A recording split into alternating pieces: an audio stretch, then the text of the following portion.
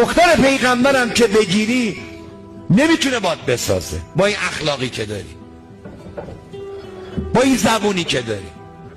تو اگه حوری هم بهت بدن بعد از 6 ماه میکنیش دیو. با این اخلاقت عوض کن. خانمتون رو برید 2 کیلو طلا براش بخرید اما بد اخلاقی کنید، کم محلی کنید، میگه با من طلا میخوام. چیکار؟ من خودتو میخوام.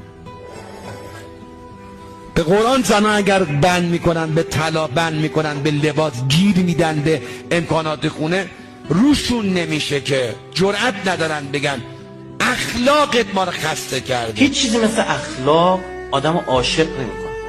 اخلاق با زیباترین آدم فکر کن تو دنیا هم ازدواج بکنی، اخلاق نداشته باشه حالت به هم میخوره ازش. ای کاش بتونم اینو انتقال بدم.